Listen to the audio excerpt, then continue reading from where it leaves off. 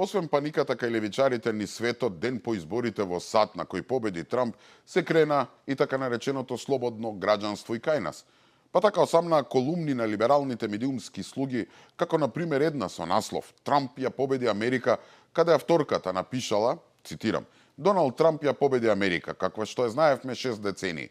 Според сите оценки на изборите се случи незамисливото.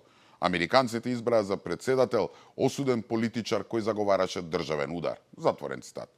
Или статусот на оној заштитениот ширач на говор на омраза и еден од главните перјаници на СДСМ Тричковски, кој напиша, повторно цитирам, «Ова не е само победа на Трамп, туку пораз на хомо сапиенсот и на цивилизацијата.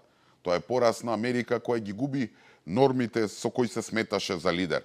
САД се откажа од себе, од својата историја, од Конституцијата. Одиме во зоната на мракот», затварам цитат. Значи се залагам за слобода на говор, така што и овие фигуретинки имаат право да го кажат своето мислење. Но замислете само јас или некој како мене да напишеш или кажеше вакво нешто за председателот Бајден или за подпредседателката Камала Харис. Па луѓе, ќе висевме на плоштад само затоа што сме зуцнале нешто против нашиот стратешки партнер и најголем поддржувач САД. Ке не прогласеа за ширачи на говор на омраза, за недемократи, фашисти, комунисти, антиевропејци, антиамериканци и што се не. Ке не пријавуваа и ке не блокираат сите социјални мрежи. Ама, нели, за Трамп, кој е новиот председател на САД, можат они да пишуваат што сакаат и влакно нема да им фали од глава. Ама, како досега пишевте нешто за претходниот председател, ке висевте на клада.